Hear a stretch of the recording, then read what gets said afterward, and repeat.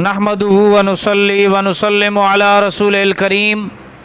अम्मा बाद फ़ाउज़ु बिल्लाहि मिनश शैतानिर रजीम बिस्मिल्लाहिर रहमानिर रहीम फ़सल्लि लि रब्बिका वन्हर सदक़ल्लाहु मौलानल अज़ीम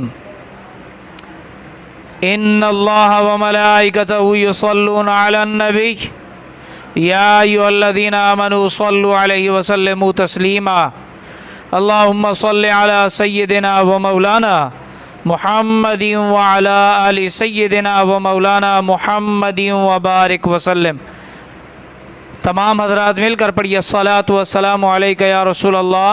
अस्सलातु वस्सलामु अलैका या नबी अल्लाह व अला आलिका व अस्हाबिका या हबीब अल्लाह। मैंने आप हज़रात के सामने सूरह कौसर की एक आया मुबारका तिलावत करने का शर्फ़ हासिल किया है, जिसके अंदर अल्लाह ताला ने नमाज़ पढ़ने का और क़ुरबानी करने का अपने महबूब को हुक्म फरमाया।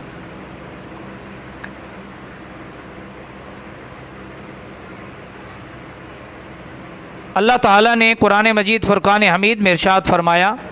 फ़सल्लि लि रब्बिका वन्हर, तुम अपने रब के लिए नमाज पढ़ो, वन्हर और क़ुरबानी करो। क़ुरबानी की तारीफ़ ये है कि मख़सूस जानवर को मख़सूस अय्याम में अल्लाह की रज़ा हासिल करने के लिए अल्लाह के नाम पे ज़िबा करने को क़ुरबानी कहते हैं। और क़ुरबानी हर उम्मत में मुकर्रर रही है, हर उम्मत में। और क़ुरबानियाँ जो उम्मत मुहम्मदिया पर अल्लाह ने मुकर्रर फरमाई है, इनका मकसूद अल्लाह की रज़ा हासिल करना है, अल्लाह को राज़ी करना है और अल्लाह की राह में क़ुरबान करने के जज्बे को बेदार करना मकसूद है। और हदीस पाक में हुजूर ताजदार ख़त्म नबूवत इमामुल अंबिया सुल्तानुल अंबिया हम सब के आका व मौला जनाब हज़रत सैयदना मुहम्मद मुस्तफ़ा सल्लल्लाहु अलैहि वसल्लम ने फ़ज़ाइल इसके बयान फरमाए हैं। अबू दाऊद शरीफ की रिवायत है, उम्मुल मोमिनीन सैयदा आयशा सिद्दीक़ा रदियल्लाहु ताला अन्हा रावी हैं कि हुजूर नबी पाक सल्लल्लाहु अलैहि वाली वसाबी वबारक वसल्लम ने फरमाया, यौमुन नहर 10वीं ज़ुल्हिज्जा में इब्ने आदम का कोई अमल अल्लाह पाक के नज़दीक खून बहाने यानी क़ुरबानी करने से ज़्यादा प्यारा नहीं। यानी 10 ज़ुल्हिज्जा को इंसान कोई और नेक अमाल करे वो इतने प्यारे नहीं है जितना उस दिन अल्लाह के रास्ते में जानवर, अल्लाह की राह में जानवर कुर्बान करना। जानवर जब कुर्बान किया जाता है तो छुरी से उसको अल्लाह के नाम पे ज़िबा किया जाता है। अल्लाह के नाम पे ज़िबा करना यानी उसका खून बहाना, ये अमल जितना अल्लाह को महबूब है ना, 10वीं ज़ुल्हिज्जा से लेकर 12वीं के गुरूब आफ्ताब से पहले पहले तक इन दिनों में जो इंसान का ये अमल है, जितना अमल ये अल्लाह को प्यारा है इतना कोई और अमल अल्लाह को प्यारा बंदे का नहीं है। और हुजूर नबी पाक सल्लल्लाहु अलैहि वाली वसाबी वबारक वसल्लम ने फरमाया, ये जो तुम कुर्बानी के जानवर ज़िबा करते हो इनको अल्लाह पाक क़यामत के दिन अपने सींगों के साथ ये जानवर और अपने खुरों के साथ और अपने बालों के साथ ये क़यामत के दिन आएंगे। क्या? ये अपने सींगों, अपने खुरों और अपने बालों के साथ क़यामत के दिन ये अल्लाह के हुजूर पेश होंगे। और अल्लाह ताला फरमाएगा, ये वो तुम्हारे वो जानवर हैं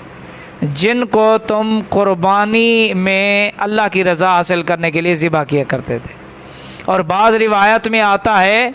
کہ جب انسان قبر سے اٹھے گا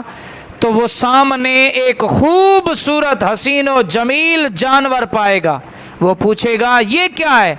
تو اس کو جواب فرشتے دیں گے یہ وہ تیری قربانی ہے جو تو دنیا میں اللہ کی رضا حاصل کرنے کے لیے کیا کرتا تھا، اب اس پہ تو سوار ہو کے میدان محشر میں اللہ کے حضور پیش ہو جا۔ تو اللہ کے نبی صلی اللہ علیہ وسلم نے فرمایا قربانی کے دن جب انسان اللہ کے راستے میں جانور ذبح کرتا ہے تو قربانی کے جانور کا خون زمین پر بعد میں گرتا ہے، اللہ پہلے اسے قبول فرما لیتا ہے، اس کو کیا کر لیتا ہے اللہ پاک؟ پہلے قبول فرما لیتا ہے۔ اور نبی پاک صلی اللہ علیہ وسلم نے فرمایا لہذا تم خوش دلی کے ساتھ قربانی کیا کرو، یعنی تنگ دل ہو کر یا قربانی سے بچنے کے لیے ہیلے بہانے تلاش کر کے بچنے کی راہیں نہیں، بلکہ خوش دلی کے ساتھ قربانی کرو، کیونکہ قربانی کرنے سے رزق تنگ نہیں ہوتا، نہ تھوڑا ہوتا ہے، بلکہ جو انسان جانور پہ روپیہ پیسہ خرچ کرتا ہے اللہ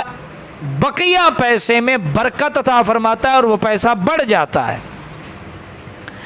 تو یہ حدیث پاک آپ نے سنی بیٹا، اس کے اندر کیا ہے؟ اللہ تعالیٰ نے، اللہ کے پیارے رسول صلی اللہ علیہ وسلم نے کیا فرمایا کہ ایک تو یہ تمہارے جانور قیامت کے دن سواریاں بنیں گے اور یہ اپنے کھروں سنبوں اور بالوں کے ساتھ یہ اللہ کے حضور حاضر ہوں گے اور تمہارے نامہ اعمال میں یہ رکھے جائیں گے،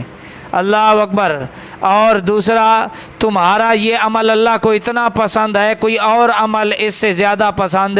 نہیں ہے۔ اور اللہ کے نبی صلی اللہ علیہ وسلم نے خوشخبری دی کہ جب تم جانور ذبح کرتے ہو اس کا خون زمین پہ بعد میں گرتا ہے، اللہ پہلے اسے قبولیت کا مقام عطا فرما دیتا ہے، اسی لیے فرمایا خوش دلی کے ساتھ کیا کرو؟ قربانی کرو۔ جناب حضرت سیدنا ابو ہریرہ رضی اللہ تعالیٰ عنہ سے روایت ہے کہ رسول کریم صلی اللہ علیہ وسلم نے فرمایا جس نے خوش دلی کے ساتھ، بلکہ حضرت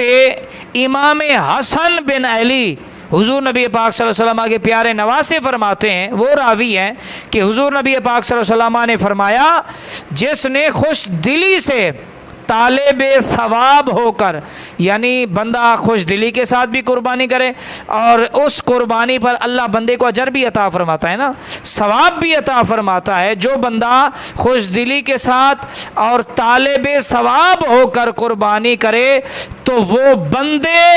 اور جہنم کے درمیان حجاب، پردہ، رکاوٹ بن جائے گی۔ اگر بندہ کسی اپنے برے عمل کی وجہ سے جہنم میں جانے لگے گا تو وہ قربانیاں آڑ بن جائیں گی، دیوار بن جائیں گی، وہ قربانیاں کہیں گی مولا یہ تو تیری رضا کے لیے ہمیں قربان کر کے آیا ہے تو لہذا یہ جہنم میں کیوں جائے۔ اللہ اکبر، اللہ اکبر۔ تو کتنی بڑی خوشخبری ہے ہمیں کہ یہ جہنم کے درمیان حجاب بن جائیں گی۔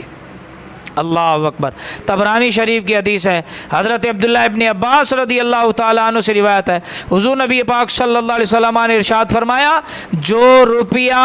عید کے دن قربانی میں خرچ کیا گیا اس سے زیادہ کوئی روپیہ پیارا نہیں ہے، یعنی جو جانور کی خریداری میں، جانور کی مطلب وہ کسائی وغیرہ آتے ہیں کاٹتے ہیں، اس میں، چارے میں، اس کی دیکھ بھال میں، یہ اس کی تقسیم میں جو روپیہ پیسہ انسان خرچ کرتا ہے، اگر اس کے بدلے میں انسان کوئی اور صدقات خیرات وغیرہ کرے وہ اتنے پیارے نہیں جتنا قربانی کی جانور کی خریداری میں، قربانی کے حوالے سے جو انسان روپیہ پیسہ خرچ کرتا ہے وہ اللہ کو پیارا ہے۔ تو لہذا جو روپیہ اللہ کو پیارا ہے خرچ کرنا، جو اللہ کو پسند ہے، تو جو چیز اللہ کو پسند ہو تو اللہ اس میں برکت عطا فرماتا ہے، اس میں کیا کرتا ہے اللہ پاک اضافہ فرماتا ہے۔ آخری حدیث پاک ابن ماجہ شریف کی حدیث ہے، حضرت سیدنا زید بن ارقم رضی اللہ تعالی عنہ راوی ہیں کہ صحابہ کرام رضوان اللہ تعالی علیہم اجمعین نے عرض کی یا رسول اللہ صلی اللہ علیہ وسلم یہ قربانیاں کیا ہیں؟ تو آپ صلی اللہ علیہ وسلم نے فرمایا تمہارے باپ حضرت سیدنا ابراہیم علی نبینا علیہ الصلوۃ والسلام کی سنت ہے قربانیاں کیا ہیں؟ یہ حضرت ابراہیم علیہ السلام کی کیا ہیں؟ سنت ہیں۔ اللہ اکبر۔ لوگوں نے عرض کی یا رسول اللہ صلی اللہ علیہ وآلہ وسلم ہمارے لیے اس میں کیا ہے؟ یہ تو سنت حضرت ابراہیم علیہ السلام کی ہے، لیکن ہم اگر اس سنت پہ عمل کرتے ہیں ہمارے لیے کیا اجر ہے؟ اللہ کے نبی صلی اللہ علیہ وآلہ وصحبہ وبارک وسلم نے فرمایا اللہ تعالیٰ قربانی کرنے والے کو جانور کے جسم پر اگنے والے ہر بال کے بدلے میں نیکی عطا فرماتا ہے۔ اب بتاؤ بکری پر کتنے بال ہوتے ہیں؟ کوئی گن سکتا ہے؟ صحابہ نے عرض کیا رسول اللہ بعض کے جسم پر بال ہوتے ہیں، بعض کی اون ہوتی ہے، جیسے بھیڑ ہے، دمبا ہے، اون ہوتی ہے، اس کا کیا ہو؟ اللہ کے نبی صلی اللہ علیہ وآلہ وصحبہ وبارک وسلم نے فرمایا ہر اون کے بدلے میں بھی نیکی ہے، ہر اون کے بال کے بدلے میں بھی، اون پر جو بال ہوتا ہے نا اس ہر بال کے بدلے میں بھی اللہ پاک کیا ہے؟ نیکی عطا فرماتا ہے۔ تو جو لوگ قربانیاں کرنے والے اللہ کے رسول اللہ تعالیٰ نے انہیں پسند فرمایا ہے، اور جو لوگ ہیلے بہانے اور طرح طرح کی جو ہے وہ قربانیاں کرنے کی حجتیں تلاش کرتے رہتے ہیں ان کو ناپسند فرمایا گیا۔ حضرت ابو ہریرہ رضی اللہ تعالیٰ عنہ سے روایت ہے حضور نبی پاک صلی اللہ علیہ وآلہ وصحبہ وبارک وسلم نے فرمایا جس آدمی کے پاس استطاعت ہو، توفیق ہو، وہ قربانی کر سکتا ہے، اس پہ قربانی کے وجوب کی تمام شرائط پائی جا رہی ہیں لیکن اس کے باوجود بھی وہ قربانی نہیں کر رہا، تو اللہ کے نبی صلی اللہ علیہ وآلہ وصحبہ وبارک وسلم نے فرمایا اسے چاہیے وہ ہماری عیدگاہ کے قریب نہ آئے، پھر اس کا کوئی حق نہیں وہ عید پڑھنے آئے۔ اللہ اکبر، اللہ اکبر۔ تو جو لوگ قربانیاں واجب ہونے کے باوجود قربانیاں نہیں کرتے ان کے مال ہلاک ہو جاتے ہیں، اور جو قربانیاں کرتے ہیں اللہ پاک ان کے مال میں اضافہ فرماتا ہے اور برکت عطا فرماتا ہے۔ تو اللہ کریم کی بارگاہ میں دعا ہے اللہ تعالی ہمیں بھی قربانیاں خوش دلی کے ساتھ کرنے کی توفیق عطا فرمائے، اور ان قربانیوں کو اللہ پاک قبول فرمائے، اخلاص کے ساتھ قربانیاں کرنے کی توفیق عطا فرمائے۔ یہ عمل ہم جو کرتے ہیں یہ اللہ کی رضا کے لیے کرتے ہیں، اللہ پاک کی رضا کے لیے کیا جانے والا عمل اخلاص سے مالا مال ہونا چاہیے، اس میں ریا نہیں ہونا چاہیے، دکھلاوا نہیں ہونا چاہیے، نمود و نمائش نہیں ہونی چاہیے۔ بعض لوگ جانور لے آتے ہیں اور گلی کوچے میں پھر کسی کو رہنے نہیں دیتے، میں اتنے لاکھ کا لے آیا، بھئی آپ نے احسان کر دیا۔ یہ قربانیاں اس لیے نہیں ہے کہ انسان اپنی ناک اونچی کرنے کے لیے ایک دوسرے سے جو ہے وہ بڑھتا پھرے، بلکہ اللہ کی رضا کے لیے جس کو اللہ پاک نے جتنا زیادہ دیا ہے وہ شکرانے نعمت کے طور پر اس کو چاہیے وہ اچھا جانور لائے اور اللہ کا شکر ادا کرے، وہ مالک بے نیاز ہے۔ اللہ تعالیٰ نے قرآن مجید میں فرمایا نہ تو تمہاری قربانیوں کا خون مجھ تک پہنچتا ہے اور نہ ان کا گوشت، اگر میرے ہاں کوئی چیز پہنچتی ہے اللہ کے ہاں وہ انسان کا اخلاص کے ساتھ کیا جانے والا عمل ہے، وہ تقوی ہے، وہ پرہیزگاری ہے۔ اگر انسان اپنے اس عمل میں ریا لے آئے، دکھلاوا لے آئے، اپنی ذات کو لے آئے تو ایسا عمل پھر اس کے منہ پہ مار دیا جائے گا۔ انسان لاکھوں روپے بھی خرچ کرے اور اس کا عمل قبول بھی نہ ہو، تو لہذا اس حوالے سے بہت احتیاط کی ضرورت ہے کہ ہم جو قربانیاں کرتے ہیں ان میں اخلاص کو شامل کرنا چاہیے، ریا سے بچنا چاہیے، دکھلاوے سے بچنا چاہیے، کسی کو جو ہے وہ حقیر نہیں جاننا چاہیے، وہ مالک کی مرضی ہے، وہ ایک غریب کا جانور قبول کر لے، کسی بڑے سیٹھ بڑے کسی دنیا دار تاجر آدمی کا جانور قبول نہ کرے، وہ بے نیاز ہے۔ تو ہر وقت انسان کو نیوے ہو کر نماز بھی پڑھے، کوئی بھی نیک کام کرے، وہ بے نیاز ہے، وہ ہمارے عملوں کا محتاج نہیں ہے، بس اس سے ہر وقت عاجزی کے ساتھ ان کی ساری کے ساتھ عرض کرنی چاہیے مالک ہم جتنا کرنا چاہیے تھا وہ نہیں کر سکے، لیکن جو کر رہے ہیں یا اللہ اس کو قبولیت کا درجہ عطا کر، اور ہمارے لیے قیامت کے دن اس کو ہمارے لیے زاد راہ بنا دے اور ہماری مغفرت اور بخشش کا وسیلہ اور ذریعہ بنا دے۔ اللہ کریم کی بارگاہ میں دعا ہے اس سال جو قربانیاں مسلمان کر رہے ہیں، اس روئے زمین کے کسی بھی خطے میں وہ قربانیاں کر رہے ہیں، اللہ سب سے ان قربانیوں کو قبول فرمائے، جو رہ گئے ہیں اللہ پاک ان کے اگلے سال مال میں برکتیں دے تاکہ وہ اگلے سال قربانیاں کر سکیں۔ وما علینا الا البلاغ المبین۔